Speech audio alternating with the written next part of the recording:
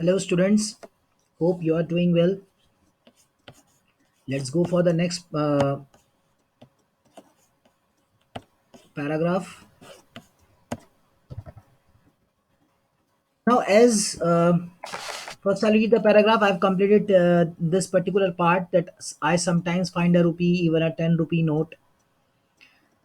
I start with another one. One winter morning, I see Sahib standing by the fenced gate of the neighborhood club, watching two young men dressed in white playing tennis. I like the game, he hums. Content to watch it standing behind the fence. I go inside when no one is around. He admits the gatekeeper lets me use the swing. Sahib too is wearing tennis shoes that look strange over his discolored shirt and shorts. Someone gave them to me. He says in the manner of an explanation, the fact that they are discarded shoes of some rich boy, who perhaps refused to wear them because of a hole in one of them, does not bother him. For one who has walked barefoot, even shoes with a hole is a dream come true. The game he is watching so intently is out of his reach. This morning, Sahib is on his way to the milk booth, in his hand in a steel canister. I now work in a tea stall down the road, he says, pointing the distance. I'm paid 800 rupees and all my meals. Does he like the job? I ask. His face, I see, has lost the carefree look. The steel canister seems heavier than the plastic bag he would carry so lightly over his shoulder. The bag was his. The canister belongs to the man who owns the tea shop. Sahib is no longer his own master. Now, one winter morning, writers find Sahib was standing by the fence gate of the neighborhood. Fence means covered. Gate of the neighborhood club. There was a club in his neighborhood, in the neighborhood. So she was watching the. She found that he is watching two young men dressed in white, that means white color dress, and they were playing tennis. That's a dress code. Suddenly he said, "I like the game." He hums, "I like the game." He was so content to watch his standing behind. He was very interested to watching that game. And he said, "I go inside when no one is around."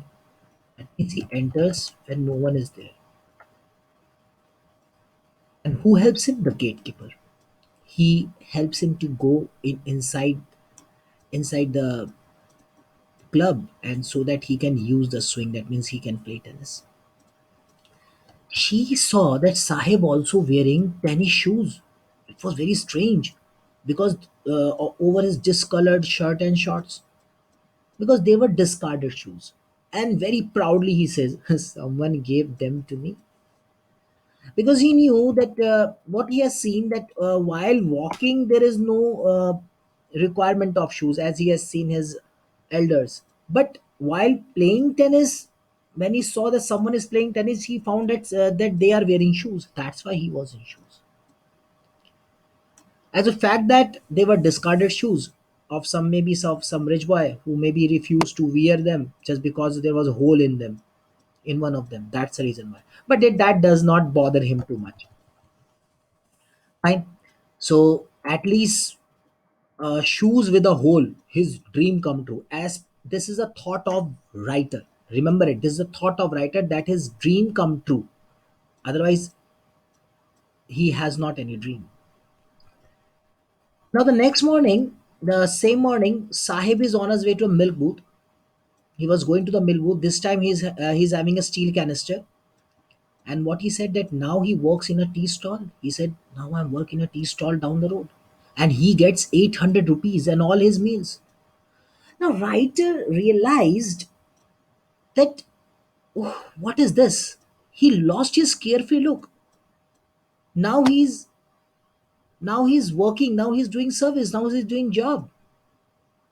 And the seal canister seems heavier. That seems to writer that this seal canister seems heavier than the plastic bag that he used to carry so lightly.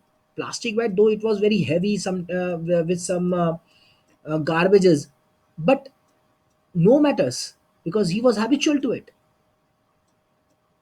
The bag was his, but seal canister belongs to the owner of the tea shop. Now Sahib is no longer his own master. That means he